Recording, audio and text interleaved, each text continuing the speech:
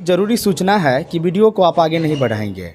पिछला जो हमने सेगमेंट लाया था जिसमें हमने 2018 और 17 और 2018 का जो प्रीवियस पेपर का हमने जो आंसर शीट दिया था उसमें क्या हुआ ना, कुछ प्रश्न ऐसे हैं जिसका उत्तर मैंने सही बतलाया, लेकिन बाय मिस्टेक ऑप्शन करना होता है सी तो कर देते थे हम लोग डी। तो आप हमारी भावनाओं को समझते होंगे और आप नहीं समझेंगे तो कौन समझेगा। क्योंकि वीडियो का लेंथ बड़ा हो जा रहा था और हमारा जो ध्यान था ना उस समय की ओर जा रहा था, क्योंकि बच्चे जो होते हैं ना वो अधिक देर का वीडियो देखना पसंद नहीं करते हैं। तो ये मेरे मन में बैठा हुआ था जिसके वजह से कुछ गलतियाँ हुई।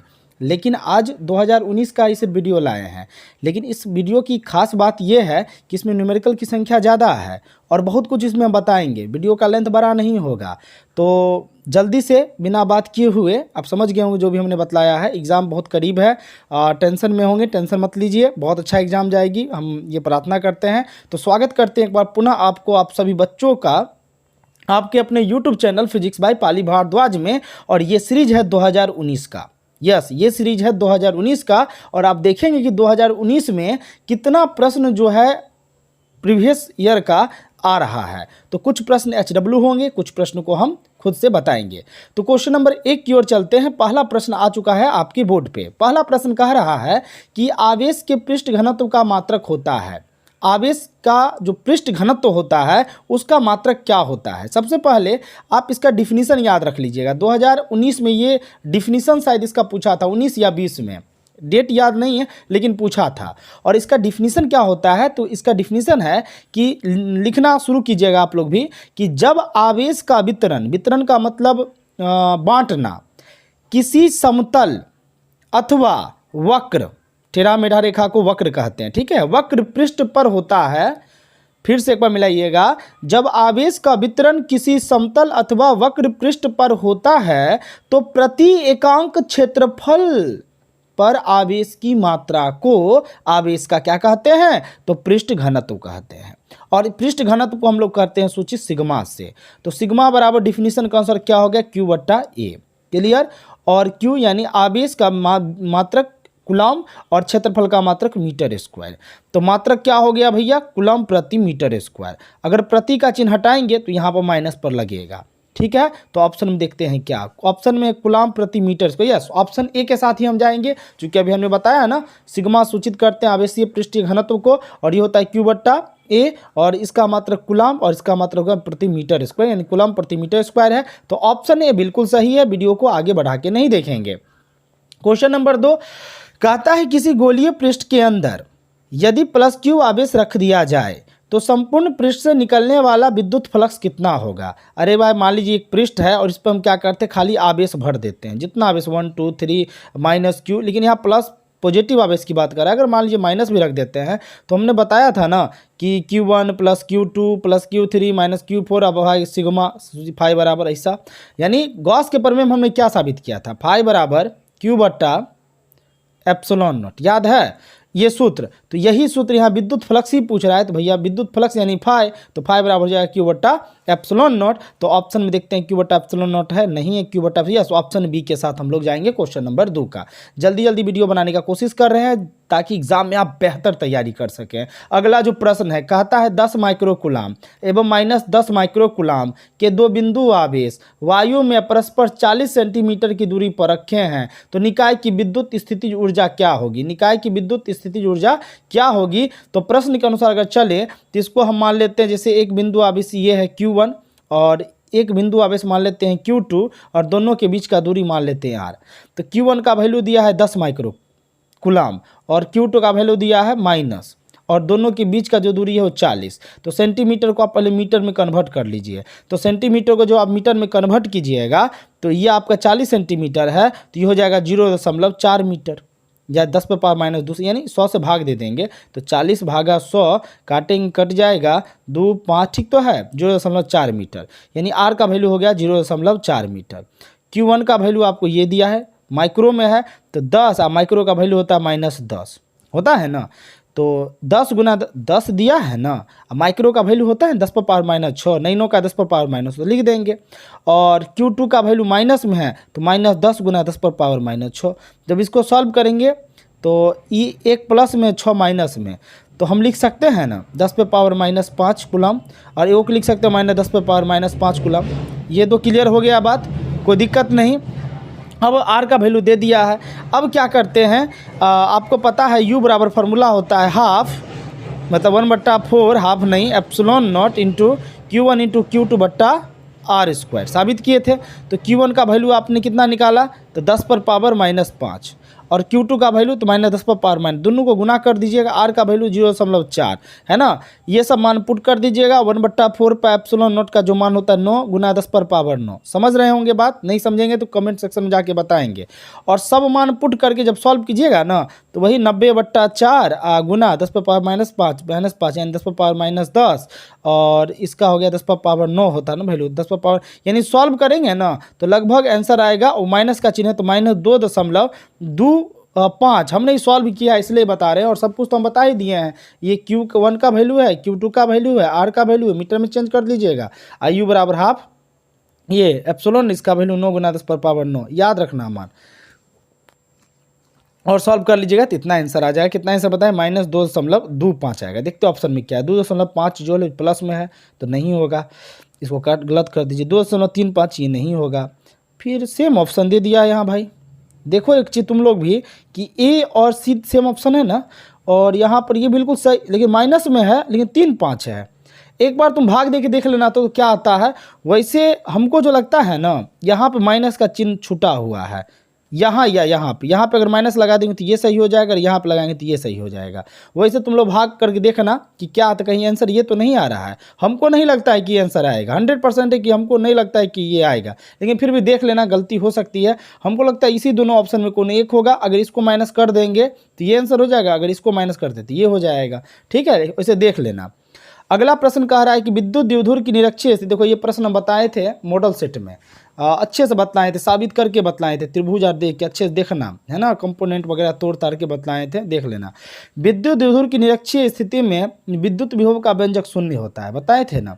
वैसे ऑप्शन देखते हैं क्या क्या दिया है। 1/4 pi epsilon not P cos theta बटा R स्क्वायर नहीं, ये भी नहीं, 1/, ये भी नहीं, शून्य दिया हुआ है। तो ऑप्शन डी के साथ हम लोग चलेंगे क्वेश्चन नंबर 4 का। ठीक है, अब चलते हैं क्वेश्चन नंबर 5 में। कहता है यदि 100, देखो जल्दी जल्दी बता रहे हैं ताकि वीडियो बहुत ज़्यादा बड़ा नहीं, आधा घंटा के अंदर सिमट जाए। तो यदि 100 वोल्ट तक आवेशित करने पर एक संधारित्र की संचित ऊर्जा 1 जूल हो, तो संधारित्र की धारिता होगी, यानी संधारित्र की धारिता क्या होगी ये पूछ रहा है। सबसे पहले आप लोग कॉपी निकालिए और लिखना आरंभ कीजिए। प्रश्न में जो दिया है उस चीज़ को पहले हम लोग नोट कर लेते हैं। प्रश्न में भी का वैल्यू दिया है, कितना दिया है, तो 100 वोल्ट, नोट कर लीजिए आप लोग। फिर कहता है स्थित संचित U, स्थितिज ऊर्जा दिया है कितना, 1 जूल, दो चीज नोट कर लीजिए। और U, और क्या पूछ रहा है, संधारित्र की धारिता, यानी आपसे पूछ रहा है C बराबर वाट, ये आपसे पूछ रहा है। ये 3 चीज़, इसको तीनों नोट कर लीजिए। नोट कर लीजिए, एक जो और नोट कर लीजिए, फार्मूला होता है U बराबर हाफ CV स्क्वायर, इसको भी नोट कर लीजिए। इतना कर लिए। अब बनाते हैं हम लोग थोड़ा सा सवाल को। क्या कहता है सवाल में, आपसे क्या पूछ रहा था, C पूछ रहा था नहीं, तो जैसे अभी बताए थे U बराबर फार्मूला हाफ CV स्क्वायर। इस चीज़ को हम ऐसे लिख सकते हैं, C बराबर 2 उधर चले जाएगा तो 2U, और इधर V स्क्वायर है यानी V स्क्वायर, ऐसे लिख सकते हैं। अगर लिख सकते हैं तो बताएंगे। अब देखो 2 लिखेंगे, U का वैल्यू कितना है, 1 जूल। ठीक है, V स्क्वायर, V का वैल्यू क्या है, तो V का वैल्यू 100 है। 100 का मतलब 10 पे पावर 2, तो चूंकि स्क्वायर है 10 पे पावर 4 लिख सकते हैं। क्लियर। 2 को 1 से गुना करेंगे तो 2, और 10 पे पावर 4 प्लस में है, U पर जाएगा तो -10 पे पावर 4 हो जाएगा। यही आंसर हो गया C का वैल्यू। 2 गुना 10 पे पावर -4, देखिए ऑप्शन है 2 गुना 10 पे पावर +4 नहीं होगा। अगला क्या कह रहा है, 2 गुना 10, यस, ऑप्शन बी के साथ हम लोग जाएंगे क्वेश्चन नंबर 5 का। अगला क्वेश्चन नंबर 6 क्या कह रहा है, ध्यान दें। क्वेश्चन नंबर 6 कह रहा है कि स्थिर विभवांतर पर किसी विद्युत पथ का प्रतिरोध आधा कर दिया जाए तो उत्पन्न ऊष्मा का मान होगा। चूंकि आप जानते हैं ऊष्मा H बराबर क्या होता है, V स्क्वायर RT होता है। इसको इक्वेशन फर्स्ट मान लीजिए। और अगर मान लेते हैं उत्पन्न ऊष्मा को अगर हम H1 मान लेते हैं, तो H1 बराबर, मतलब उत्पन्न ऊष्मा की बात करो, अगर H1 मान लीजिए आप लोग, तो वो H का वैल्यू अगर ये है तो यही लिखेंगे V स्क्वायर। और प्रतिरोध क्या है, आधा है, यानी 1/2 आर है, लिख सकते हैं आधा, हाफ इंटू टी। इतना बात समझ गए। अब इस चीज़ को अगर हम सॉल्व करेंगे, इस चीज़ को थोड़ा ध्यान दीजिएगा, कॉपी में लिखते जाइएगा। तो H1 बराबर हम लिख सकते हैं 2 इंटू वी स्क्वायर बट्टा आर इंटू टी। कोई दिक्कत नहीं, नहीं लिख सकते हैं ना, यानी हाफ था तो ये 2 ऊपर पलट जाएगा तो 2 लिख सकते हैं। अब देखिए H1 बराबर, अच्छा H का मान आपने क्या निकाला था, वी स्क्वायर बट्टा आर टी, यह ना निकाला था, देखो ना यहाँ पे निकाले थे, कहीं देख लीजिए ना, तो ये निकाले। तो चूंकि वी स्क्वायर आर टी किसका मान है, तो एच का मान है, और यहाँ क्या है वी स्क्वायर आर टी है, तो इसके बदला हम एच लिख दें, यानी 2 है तो 2 लिखेंगे, इसके बदला एच, तो एच हो जाएगा। तो H1 बराबर क्या हो जाएगा 2H, तो यानी दुगुना हो गया। तो देखते हैं ऑप्शन में क्या है, आधा, दोगुना, चौगुना। इससे देखो अभी 2H आया ना, H1 का वैल्यू उत्पन्न उसमा, तो हम दुगुना के साथ जाएंगे। अगर समझ गए होंगे तो कमेंट सेक्शन में जाके बताएंगे कि सर क्वेश्चन नंबर 6 हम समझ गए। नहीं समझे हैं तो बहुत सारे बच्चे का प्रॉब्लम आ रहा है, हम सबको देख रहे हैं और हम वीडियो उसको डाल देंगे। अब बात कर रहे हैं लॉजिक गेट का, फिर नहीं ले पाएँ, क्या कर सकते हैं, क्लास ओपन हो नहीं रही है और जाना भी थोड़ा मुश्किल है, ठंड भी बहुत है। लॉजिक गेट के लिए हमें बहुत सोचना पड़ रहा है। बहुत आसान चैप्टर है, लेकिन जो बताएं उसको देख लीजिएगा। कोशिश करते इसका हम ना किसी से नोट्स लेके, किसी से नोट्स से, कोई बच्चे से नोट्स मंगवा के हम उसको समझा दें, है ना। बोर्ड का थोड़ा सा समस्या हो जाता है, हम कोशिश करेंगे आज शाम में उसका वीडियो लाने का। क्या चलते हैं आगे। कहता है 60 वाट, क्या कह रहा है तो ध्यान दीजिएगा, कह रहा है 60 वाट तथा 40 वाट के 2 बल्ब, यानी 2 बल्ब है, ठीक है, कितना है बल्ब, 2 बल्ब है, और दोनों का मान एक 60 वाट का है, एक 40 वाट का है। यदि श्रेणी क्रम में जोड़ा जाए, यानी इसको R1 मान लीजिए और इसको आप लोग R2 मान लीजिए, तो उसका सम्मिलित शक्ति, इसका P1 मान लीजिए शक्ति, इसका P2 मान लीजिए, तो कहता है कि इसका सम्मिलित शक्ति क्या होगा। क्लियर, इतनी बात समझिए जो हम समझाए हैं, समझ गए तो अच्छी बात है। अब आगे चलते हैं। सबसे पहले हम लिख सकते हैं R1 बराबर, पहला बल्ब के लिए वी स्क्वायर बट्टा P1। अरे P बराबर होता है ना, P बराबर आप पढ़े होंगे वी स्क्वायर बट्टा R होता है ना, तो अदला बदली कर न लीजिए। तो एक बल्ब के लिए R1 माने हैं, P1 माने हैं, तो R1 बराबर हम लिख सकते हैं वी स्क्वायर P1, और दूसरा बल्ब के लिए हम लिख सकते हैं R2 बराबर वी स्क्वायर बट्टा P2। ये बात समझ गए हैं, और श्रेणी क्रम में जोड़े गए हैं जैसा कि प्रश्न में कह रहा है। तो R बराबर क्या होता है, R1 प्लस R2 होता है।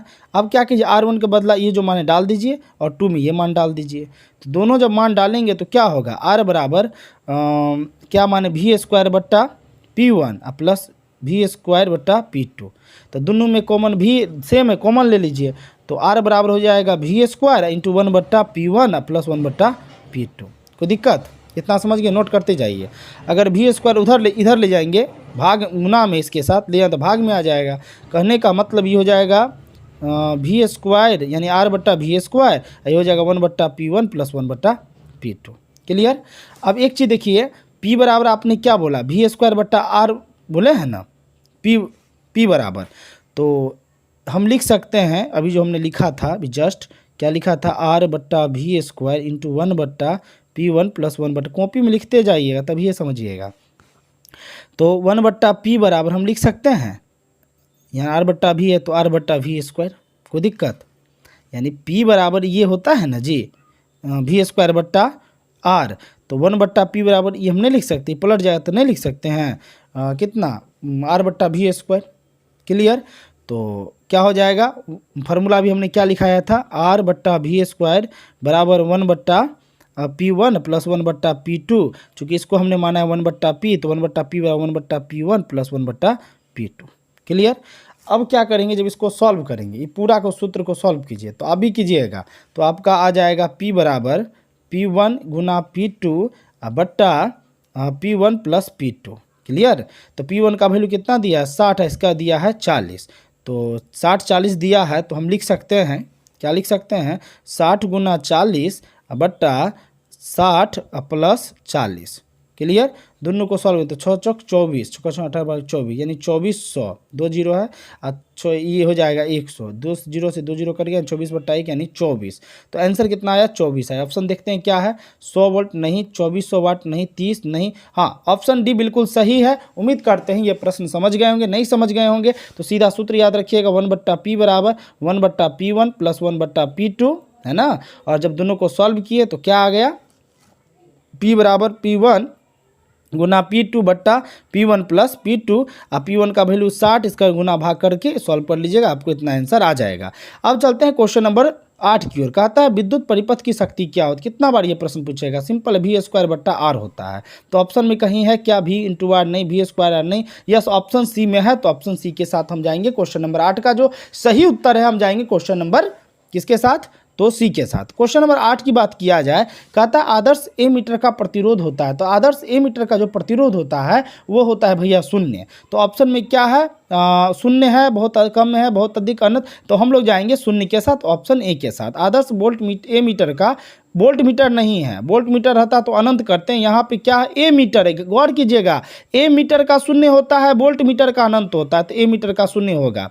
क्वेश्चन नंबर 10 की ओर चलते हैं। क्वेश्चन नंबर 10 कह रहा है एक तार में 1 एम्पियर धारा प्रवाहित हो रही है। यदि इलेक्ट्रॉन का आवेश इतना कूलम्ब हो तो प्रति सेकंड तार में प्रवाहित इलेक्ट्रॉन की संख्या कितनी होगी। और ये रटा रटाया आंसर है 0.625 × 10⁻13। लेकिन एक बार हम बना देते हैं। एन बराबर आप जानते हैं I बट्टा ई होता है, और I का वैल्यू 1 दिया है, ई का वैल्यू 1.6 × 10⁻−19 दिया है। पॉइंट उड़ाएंगे तो पॉइंट के बाद एक संख्या है 10, यानी 5 दूना 10, 8 दूना 16, 19 प्लस में है, ऊपर चला गया तो ये हो जाएगा कोई चीज़ में।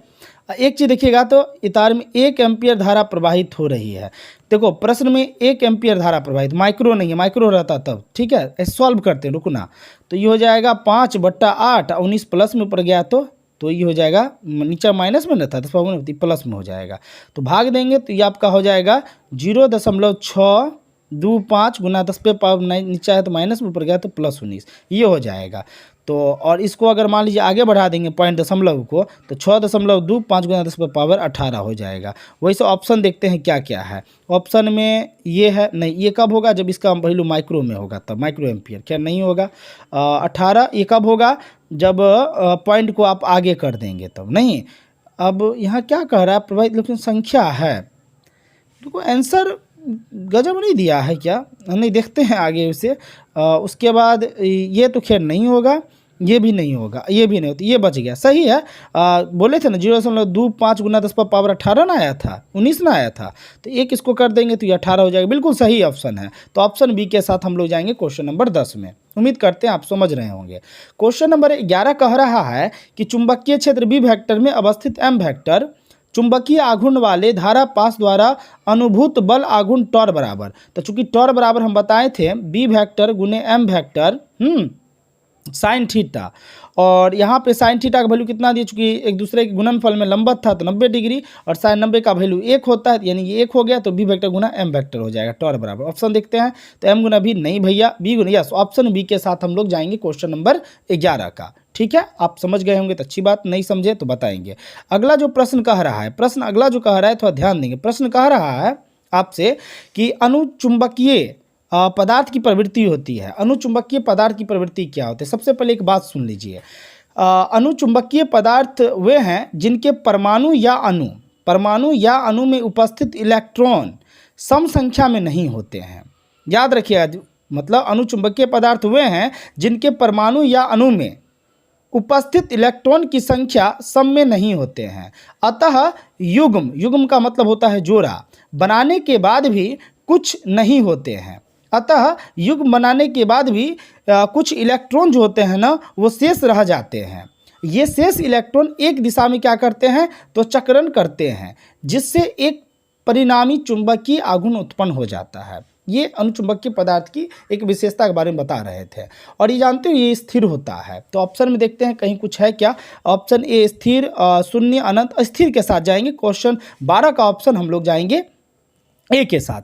अगला नंबर क्वेश्चन जो कह रहा है डायनेमो के कार्य सिद्धांत आधारित, भाई कितना बार पूछेगा, हमको लगता है 7वां 8वां बार आप लोग भी पढ़े होंगे। विद्युत चुंबकीय प्रेरण पर यह आधारित है। तो ऑप्शन देखते धारा के नहीं, हम लोग जाएंगे ऑप्शन किसके साथ, विद्युत चुंबकीय पर, यस ऑप्शन बी के साथ हम लोग जाएंगे क्वेश्चन नंबर 12 का। अगला प्रश्न ये भी लीजिए भैया, 5वां बार पूछ दिया। कहता है यदि किसी ऊंचाई ट्रांसफार्मर में प्राथमिक एवं द्वितीयक कुंडली का क्रमशः N1 N2 लपेटे हैं तो भैया N2 बड़ा होता है N1 से, कितना बार बताए हैं। तो ऑप्शन देखिए कहीं है N2 बड़ा N1, ऑप्शन शायद ए है क्या, नहीं ए नहीं है, बी N2 है। यस, ऑप्शन बी के साथ हम लोग जाएंगे क्वेश्चन नंबर 14 का। वैसे एक बार आप लोग चेक कर लेंगे। अगला प्रश्न फिर से पूछ दिया है, ये प्रश्न चौथा बार पूछा है, मैंने इसको कितना बार डिस्कशन किया है, वही एक्सएल बराबर ओमेगा एल, और चूंकि इसका स्क्वायर दोनों का स्क्वायर करके तो वो मान लाए थे, वो आर बट्टा रूट अंडर नहीं बताए थे, R square plus omega square L square, है ना, जेड बराबर।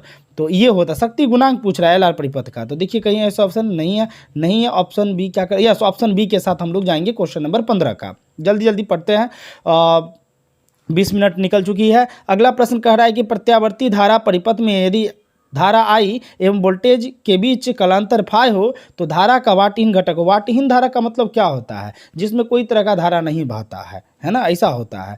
और इसमें हम बताए थे क्या था वो, भी i sine phi into cos phi, फिर कॉस फाई का वैल्यू 90, फिर इसका वैल्यू 0 करने मतलब आई साइन फाई करके आया था। तो देखो साइन फाई कहीं है क्या, कॉस फाई है, टेन फाई है, आई साइन फाई, यस। तो ऑप्शन क्वेश्चन नंबर 16 का ऑप्शन सी के साथ हम लोग जाएंगे। ठीक है, आप कैसे जाएंगे ये भी बताने का समय नहीं है, याद कर लेना। अगला जो प्रश्न कह रहा है कि प्रत्यावर्ती धारा के वर्ग माध्य मूल क्या कर रहा है, प्रत्यावर्ती धारा के वर्ग मूल माध्य मान और शिखर मान का अनुपात क्या होता है। इसके लिए तस्वीर बताए तो इस तरह से याद है, ये आपका वोल्ट के लिए था और इस तरह धारा के लिए था, और इसको दो घटक में तोड़ दिए थे। ये कॉस आपका हो गया था cos phi, I cos phi, और ये आई साइन फाई, और पी बराबर आपको हमने बताया था, क्या बताया था, पी बराबर भी आई साइन फाई कॉस 90, वही वाला जो बात है बताए थे। और इसके नहीं, ये नहीं था, सॉरी माफ़ करेंगे, प्रश्न थोड़ा सा मिस्टेक कर गए, मैं बता देता हूँ, माफ़ कीजिएगा, सॉरी। चूँकि ध्यान उधर चला गया था। धारा के वर्ग मूल माध्य मान और शिखर मान के बारे में अनुपात पूछ रहा है ना, तो इस दोनों का अनुपात का जो वैल्यू होता है, मैथमेटिकल वैल्यू 7.07 भाग होता है, ये याद रखना। लेकिन ऐसा कहीं ऑप्शन तो है नहीं।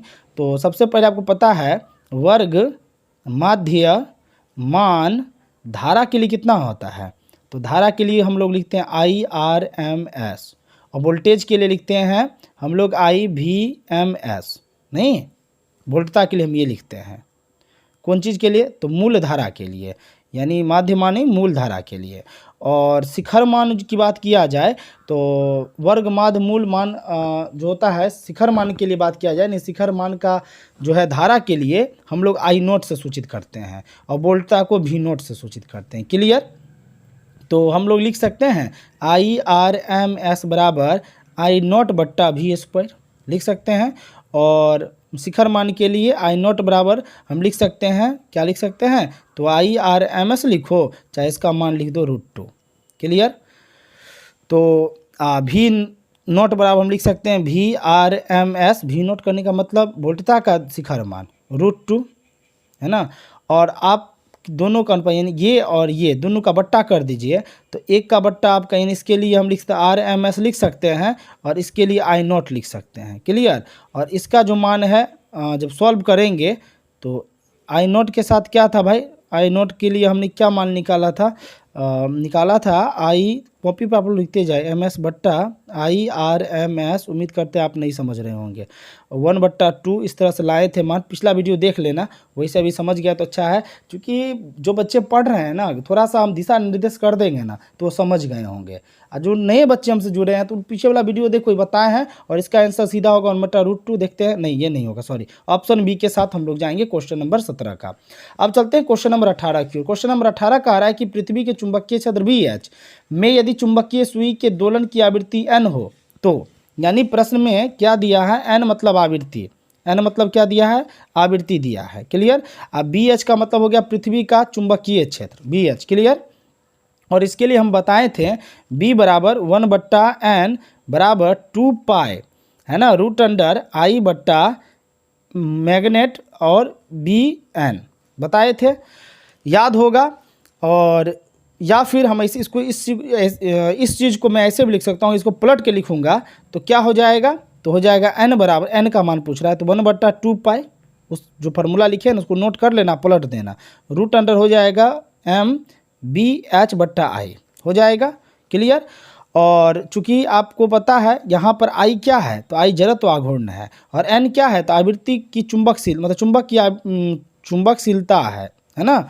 और तब उस स्थिति में अगर बात किया जाए तो एन समानुपाती क्या हो जाएगा, रूट अंडर बी एच, है ना। और ये रूट हटाएंगे तो यहाँ पे स्क्वायर लग जाएगा। कहने का मतलब एन स्क्वायर समानुपाती बी एच ये हो जाएगा, मतलब वो जो इस प्रश्न के अनुसार। तो देखिए ऑप्शन कहीं है एन समानुपाती बी एच है, नहीं होगा, N square. Yes, option B के साथ हम लोग जाएंगे, ये भी बता चुके हैं पिछले क्लास में। अगला जो प्रश्न कह रहा है कि पृथ्वी के चुंबकीय ध्रुव का नमन कौन होता है।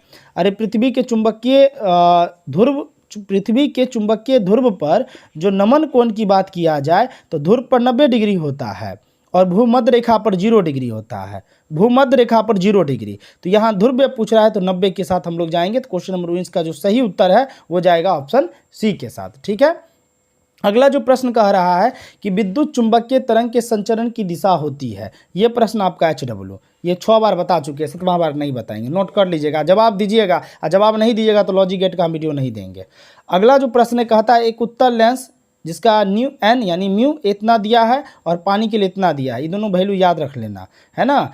और इसको डुबाया जाता है तो यह व्यवहार करता है, तोरी के लो, उत्तल लेंस को अगर आप डुबाते हैं पानी में, है ना, तो वो उत्तल लेंस की भांति व्यवहार करेगा। तो कहीं उत्तल लेंस है तो ऑप्शन ए में है, तो 21 का ऑप्शन ए के साथ हम लोग जाएंगे।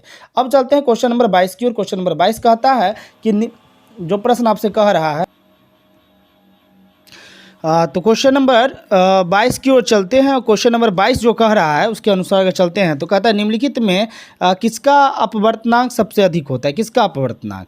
तो आपको पता है हीरा का अपवर्तनांक सबसे ज़्यादा होता है, लेकिन ऑप्शन में देखते हैं क्या हीरा है कि नहीं, कांच है नहीं, कांच अभी मत टिक कीजिए, पहले देख लीजिए, कांच है, पानी है, लोहा है, देखिए हीरा है, तो हम सीधा सीधी चलते हैं हीरा, है ना, हीरा के साथ चलते हैं। याद रखिएगा जो जब भी प्रश्न पूछिएगा कि निम्नलिखित में किसका अपवर्तनांक सबसे अधिक होता है, तो सूर्यवंशम फिल्म का नाम याद रखिएगा, उसमें हीरा नाम रहता है ना, तो याद रखना। और इसका जो वैल्यू होता है 2.42 होता है, मतलब हीरा का अपवर्तनांक का मान पूछे तो 2.42 होता है, काफ़ी बार पूछा है, तो इसका आंसर हम जाएंगे ऑप्शन डी के साथ। अब चलते हैं क्वेश्चन नंबर 23 की ओर। क्वेश्चन नंबर 23 जो कह रहा है, कहता है दो लेंस की क्षमता -15D तथा +5D है को संपर्कित संयुक्त करने पर समायोजन की फोकस दूरी होगी। समायोजन की फोकस दूरी क्या होगी। तो प्रश्न में P1 का वैल्यू दिया है -15D, ठीक है, और P2 का वैल्यू दिया है +5D, क्लियर, यानी -5D और +5D। तो माइनस का चिन्ह ये बताता है कि ये लेंस अवतल है और प्लस का चिन्ह बताता है कि उत्तल है, क्लियर। और दोनों को संपर्कित किया गया, जोड़ा गया, यानी P1 और +P2, तो दोनों को जोड़ेंगे तो हो जाएगा आपका P, क्लियर। P1 का वैल्यू -15 दिया है, फिर प्लस, और P2 का वैल्यू -15 और P2 का वैल्यू +5, क्लियर। एक बार फिर समझिए, एक का वैल्यू -15 P1 का, P2 का +5, दोनों को सॉल्व करेंगे तो -10, है ना। अब प्रश्न में क्या है, समायोजन की फोकस दूरी पूछ रहा है, क्या पूछ रहा है, फोकस दूरी। तो 1/f बराबर हम बताए थे आप लोग को 1/p होता है ना, तो 1/f बराबर 1/p का वैल्यू -10, ये पलटेगा तो ये भी पलटेगा, तो f बराबर हो जाएगा -10। तो देखते हैं ऑप्शन में क्या क्या है, -20 है, नहीं होगा, -10 सेंटीमीटर है, तो ऑप्शन बी के साथ हम बिल्कुल जाएंगे। और आप देख भी लिए ना, बना के हम आपको बता दिए, ऑप्शन देखने की जरूरत नहीं है, तो ऑप्शन हम लोग जाएंगे 23 का ऑप्शन बी के साथ। अब लो, ये प्रश्न आपका शायद 5वां या 6ठा बार पूछा है ना, L/m करके हम बताए थे इस प्रश्न को। तो इसका जो उत्तर है ना, प्रश्न में कहता है सामान्य समायोजन के लिए खगोलीय दूरदर्शक की आवर्धन क्षमता होती है। भाई इसका जो उत्तर आप लोग बताएंगे, ये प्रश्न आपका HW रहा, क्लियर, नोट कर लीजिए। अगला जो प्रश्न कहता है बेलनाकार लेंस का व्यवहार किया जाता है, कल ही तो बताए थे, निकट दृष्टि दोष है तो अवतल लेंस, दूर दृष्टि दोष है तो भैया उत्तल लेंस, जरा दृष्टि दोष है तो बायोफोकल लेंस, जिसको द्विफोक्सी लेंस भी कहते हैं। और अगर आप एक साथ दो रेखा को नहीं देख सकते, उठा को देखते हैं तो बैठा को नहीं, मतलब ऊर्ध्व को देखते हैं तो क्षैतिज को नहीं, या क्षैतिज को देखते हैं तो ऊर्ध्व को नहीं, तो ऐसे लेंस के लिए हम लोग अबिंदुकता जो बीमारी है ना उसमें प्रयोग करते हैं। तो बेलनाकार लेंस का उपयोग किसमें हम करेंगे, अबिंदुकता में। तो कहीं अबिंदुकता है, निकट दृष्टि दोष नहीं होगा, दीर्घ दृष्टि दोष, जरा दृष्टि नहीं, एस्ट्रिगमेटिज्म, अरे इंग्लिश शब्द को हिंदी में कर दिया है, मतलब अबिंदुकता को ना इंग्लिश में हम लोग कहते हैं एस्टिगमेटिज्म कहते हैं।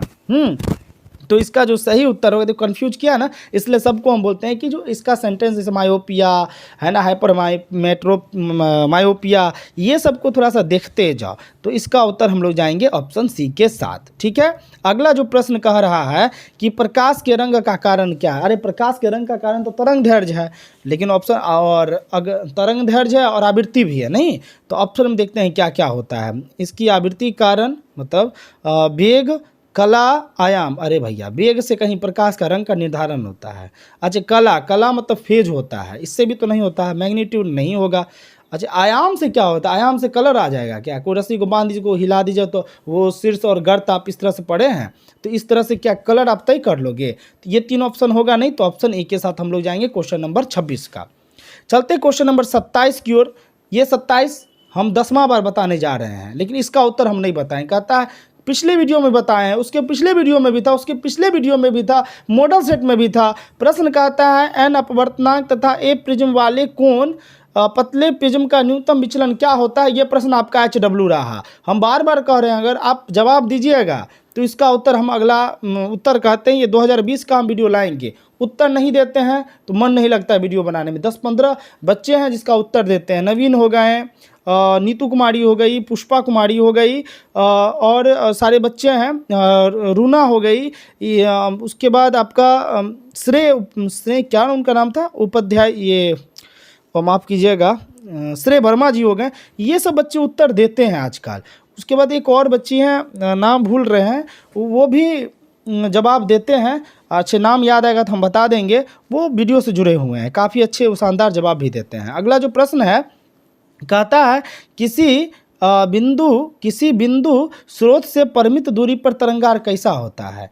तो हम बताए थे ना, जो वो काल्पनिक सतह जिस पर स्थित सभी कण कंपन की समान कला में होते हैं तरंगार कहलाते हैं, और परिमित दूरी पर जो तरंगार प्राप्त होते हैं उसे बेलनाकार तरंगार, गोलाकार तरंगार कहते हैं। परिमित दूरी पर जो तरंगार प्राप्त होते हैं उसको क्या बोलते हैं, गोलाकार तरंगार कहते हैं। तो ऑप्शन में देखते हैं क्या क्या है, गोलाकार, बेलनाकार, गोलाकार तो है ही, तो आगे क्या बढ़े। तो ऑप्शन जो है इसका जो सही उत्तर होगा क्वेश्चन नंबर 28 का, वो हम जाएंगे ऑप्शन ए के साथ। ठीक है, अब चलते हैं अगला प्रश्न कह रहा है। अगला प्रश्न कह रहा है कि सूर्य के प्रकाश का स्पेक्ट्रम होता है। तो चूंकि सूर्य का जो प्रकाश वो सतत आता है, और चूंकि जब हमारे और आता है धरती की तरफ आता है, तो इस ब्रह्मांड में बहुत सारे गैसें, हाइड्रोजन, हीलियम, लिथियम, मतलब बहुत सारे गैस हैं, इससे ये अवशोषित हो जाता है। तो जहाँ पे अवशोषित होता है तो यानी वहाँ अंधेरा हो जाता है, काला एक क्षेत्र होता है। तो सतत काली है ना, सतत काली यानी काली रेखा का ये स्पेक्ट्रम होता है। तो देखते हो ऑप्शन में क्या है, सतत नहीं होगा, किरण आ रहा है, स्पेक्ट्रम की बात कर रहा है, तो ये सतत नहीं होगा। और विशेष जानने के लिए आप मॉडल सेट जो पहला वीडियो है उसको देखिए, उसमें बहुत प्यार से हम बताएं तस्वीर के साथ। तो सतत नहीं होगा, रेखीय स्पेक्ट्रम नहीं होगा, काली रेखा का स्पेक्ट्रम, काली पट्टी का, पट्टी नहीं काली रेखा के साथ हम लोग जाएंगे। तो ऑप्शन सी जो है क्वेश्चन नंबर 29 का बिल्कुल सही है। अगला जो प्रश्न है कहता है प्रश्न कि लैम्बडा तरंगदैर्ध्य वाले फोटोन की ऊर्जा, ये भी लगभग आप देख रहे होंगे 10-15 बार आ चुका है नहीं। P बराबर बताए थे hc/λ, तो ये होगा। तो ऑप्शन कहीं ऐसा है, ऑप्शन ये hc/ ऑप्शन h नहीं, ऑप्शन सी के साथ, बी के साथ हम लोग जाएंगे क्वेश्चन नंबर 30 का। देखो बोलने के क्रम में बोल देते हैं सी, टिक भी लग जाता है, लेकिन जो आपको हम समझाते हैं ना इसे लिख के, उस पर थोड़ा सा ज़्यादा फोकस कीजिएगा, ठीक है ना। देखिए गलती हो जाता है कभी कभी ऑप्शन टिक करने में। अब 31 नंबर कहता है कि जितने समय में किसी रेडियो एक्टिव पदार्थ की राशि अपने प्रारंभिक परिणाम से आधी हो जाती है उसे क्या कहते हैं। अरे आधी हो जाती है तो अर्धायु कहते हैं नहीं। तो ऑप्शन देखिए, औसत आयु, आवर्त आयु, अर्धायु दिया है, तो ऑप्शन बी के साथ हम लोग जाएंगे। ताप बढ़ने प्रतिरोध की चालकता क्या होती है, अर्धचालक का विशिष्ट प्रतिरोध क्या होता है, ये प्रश्न बताएं। तो ये प्रश्न आपका HW रहा, जवाब देंगे। 33 नंबर कहता है नैनकण का बूलियन व्यंजक क्या होता है। कल बहुत प्यार से समझाए थे और बहुत आंसर भी बताए थे, लेकिन आज आंसर नहीं बताएंगे। ये प्रश्न भी आपका HW, ये चौथा या 5वां प्रश्न HW है। छठा प्रश्न की ओर चलते हैं।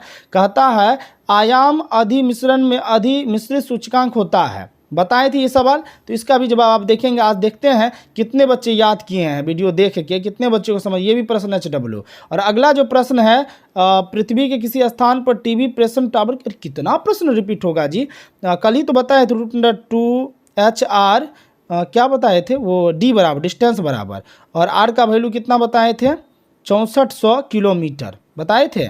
और एच का वैल्यू यहाँ दिया है 245, फिर सॉल्व कर लीजिएगा तो क्या है, शायद 245 किलोमीटर 56 ऐसा ही समथिंग है, हमको नहीं याद है। तो ये सॉल्व किए थे, याद कीजिए कल।